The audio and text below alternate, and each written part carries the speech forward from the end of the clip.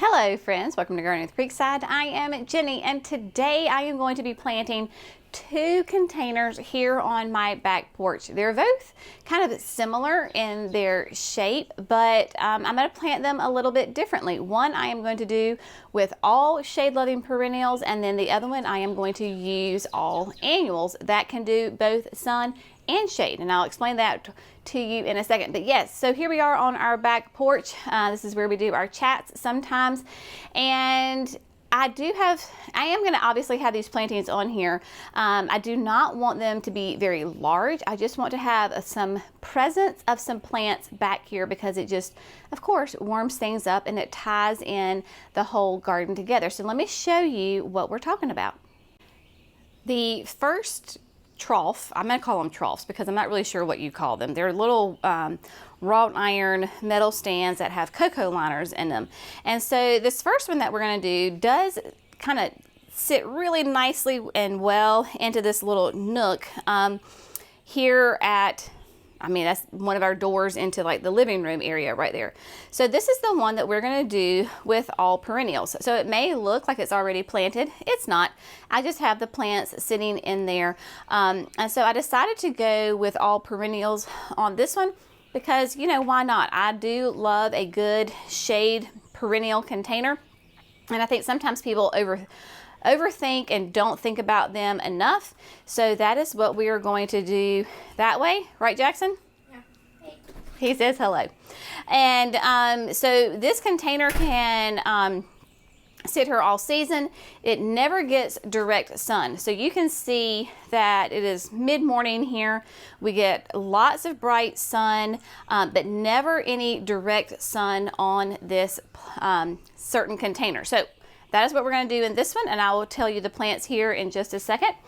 And then back here on the other side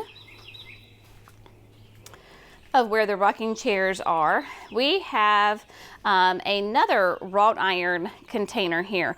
This one I actually bought from Kinsman. I thought at the end of the season, I was like, you know what? We need something in front of this window right here to tie in with some plants. So I measured, and there you go. This is the one that I came up with. I will throw up the exact name on the screen because I don't remember. Now, this one, like I said, is going to be all annuals because right here we get a little bit of, again, lots of bright sun, but at certain parts of the day, this trough will get direct sun. So sometimes it is right in here, it gets bright sun, and even on kind of the middle, but this end right here never receives direct sun. So what I'm going to do is I'm going to plant begonias and plants that can do sun or shade. This is what I was thinking at first. I was thinking I'm going to use the new Surefire white begonias from Proven Winners and then the Diamond Frost. I'm going to do that. Then I was like, wouldn't it be pretty to use some Super Bells in here? The more I thought about it, the more I was like, I do not think they get enough sun, so I'm not going to use them.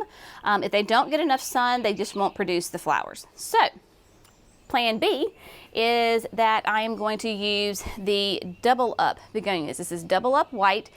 Still, everything will be in the white and then the light green or green foliage rather family. So the double up whites are great sun or shade, and they have a darker foliage. So I thought that would contrast nicely. And then I'm going to use some of the Dichondra Silver Falls.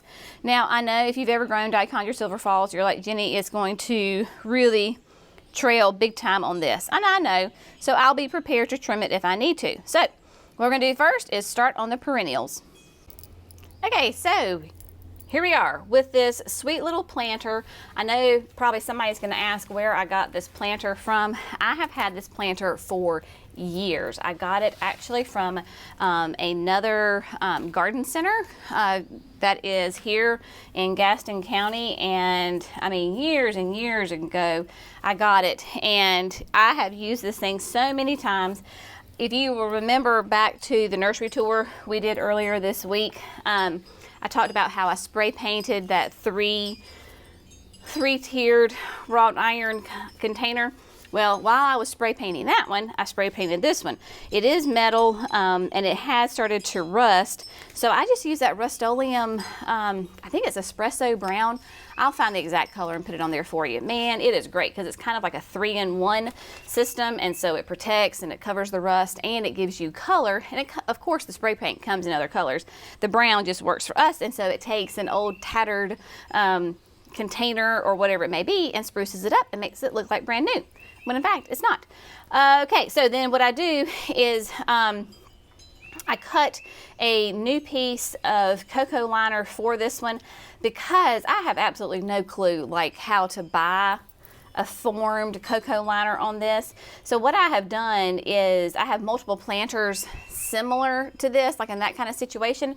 So I ordered a bulk roll of the cocoa liner from Kinsman last year, and then that way I can just cut what I need, and in the long run it's a lot cheaper and it fits exactly what I need. So now that you're all cut up to speed, I do have a little bit of the Land and Sea in the bottom here. I actually forgot that I already had some in here, so I did have some more. But yes, so with my containers, I remembered this last year to go ahead and put a nice layer of compost in the bottom 1/3 of your container. Especially with it being perennials, they will be very happy with that because the roots will hit that and it's another source of food for them. What I will use on top of that as my main potting soil will be the Proven Winners potting soil. That's just what I use for all of my containers, so I will be using that today. So I think what I'm going to do is get some of that in here, and then these are all, I've got 3 1-gallons that are going to go in here, and then a quart. So I'm not going to have to use very much potting soil, but it would be easier for me. I like to start with potting soil, so let me get some in here right quick. That is the beautiful thing about doing it on the back porch right here when it's in the shade, because it is toasty today. It's going to get up to like 86, and whew, it's hot. And then 2, because it's on the concrete, I can just get the hose and wash it off, and whoop, everything's nice and fancy and clean again. What I'm going to use today in my back as my centerpiece, I am going to use the Lady in Red Lady Fern. I do adore this plant. It is one of my favorite ferns ever. It is part shade to full shade, like most ferns are. It is hardy in zones 3 to 8. It can get up to 3 feet tall and about 2 feet wide. Nice, light, airy texture to it.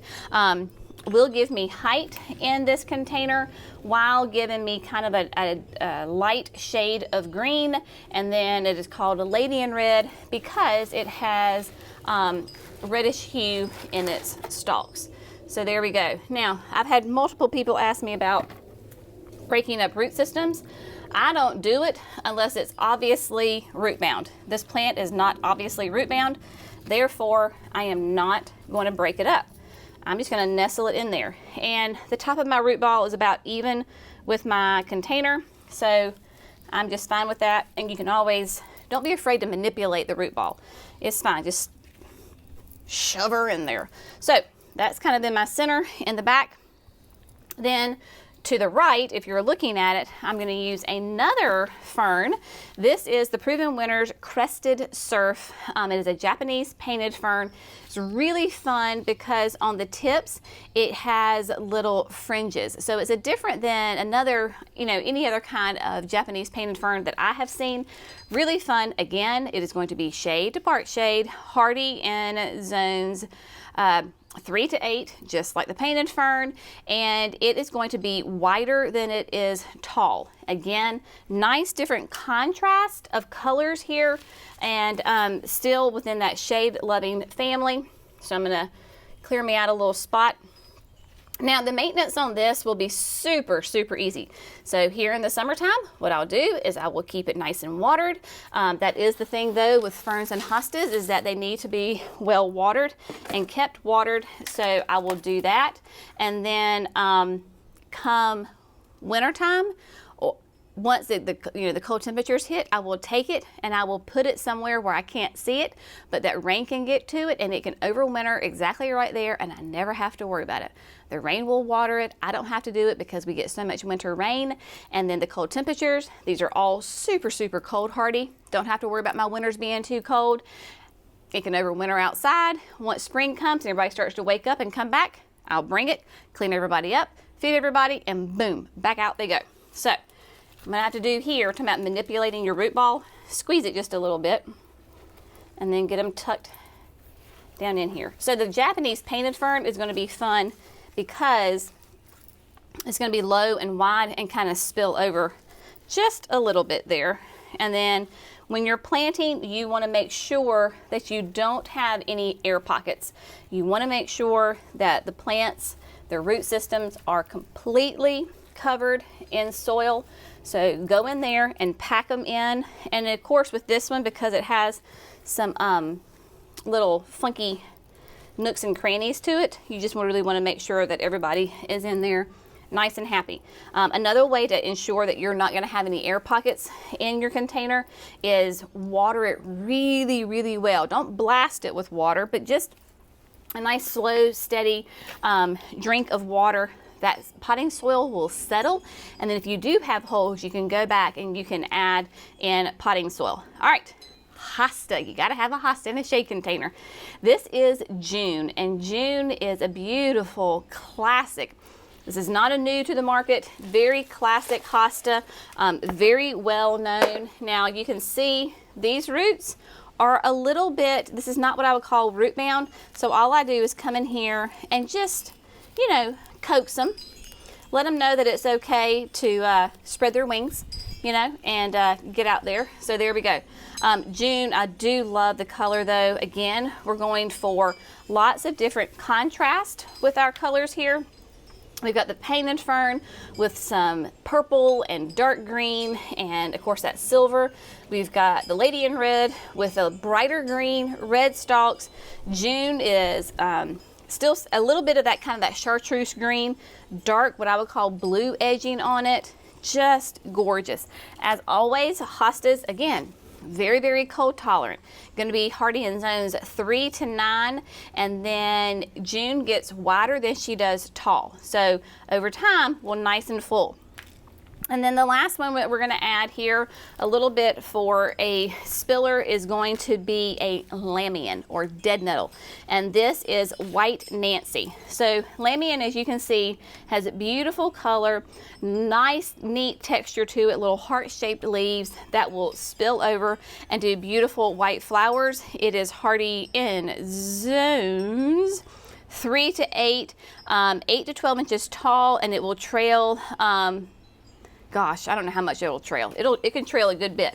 So it's going to go over here on the corner. I guess it could trail really like a foot or more. It's kind of like what I was talking about over there with the Silver Falls. If it gets too much, all I have to do is just trim it up a little bit. It's no big deal.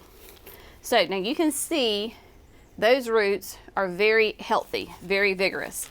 And so I'm going to pull those off the bottom like such and coax it out. Now, this is what I would call a root bound plant, pot bound, right?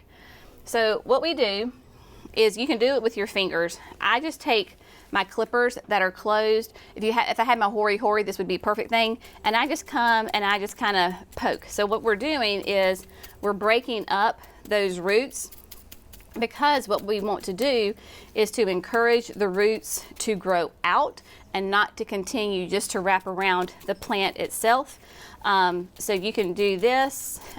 If you have bigger plants, like if you had a tree, you could just use your shovel and coax it to do that. So of course you can use your fingers, and you can just kind of get in there and break it up like such.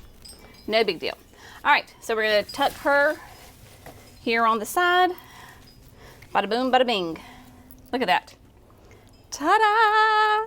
So what I'm going to do is just come back in here and make sure that there are no air pockets. Fill in with any potting soil that needs to be added between the plants, and I'm going to top dress with the Land and Sea. So that just gives me a nice clean layer, and it dresses up the container and of course adds to the nutrition of the plants overall. So that is it. A nice, wonderful, extremely low maintenance shade perennial container that you can use for multiple years before you have to divide everybody out.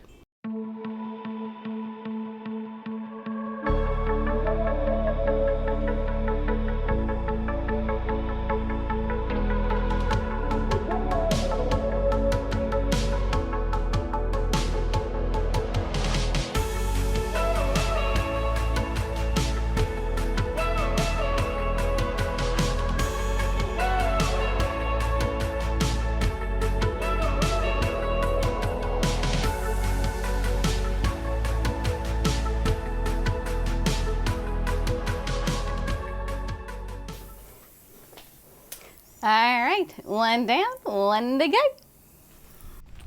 All right, so here we are on to the second planter. Go ahead and take out these super bells. I just don't think we get enough sun here. But if I really wanted to experiment, then I would leave them here and see what they do. But I want this one to look really good all season, so I'm going to go with plants that I know will do really well here. And these, again, like I said earlier, I know that these will do sun or shade and anything kind of in between. So that way it just assures me that we are going to be good right here and not have a problem at all with our sun conditions with these plants. So you can see that this one has, there's nothing in it yet. So we're going to go ahead and fill up the bottom third with our land and seed compost. I try to remember to do this to all of my containers because it does make a nice difference in the plants. Can't say I do it every single time because Judy doesn't remember every single time, but there is grace in gardening, so that's what we're going to go with. That's my motto. Grace in gardening. Does it have to be exactly 1/3? Do we need to get out our tape measure? No. Can you? Yes. Am I? No.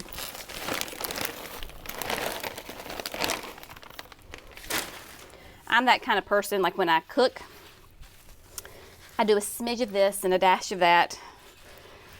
Never the recipe the exact same every single time, which I guess could be a downside, but makes life interesting, right? So just eyeball it, just go for it, you're fine. And then go ahead and top it all off with the Proven Winners potting soil. Because I let this container sit with this cocoa liner in it a month, 8 weeks, 2 months, I don't know.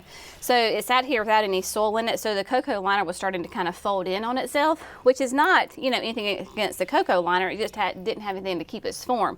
So as I'm going in here, I'm kind of pulling it back up and packing down my potting soil. That way it's nice and full and I get as much soil in here as I possibly can, because that makes a huge difference long term.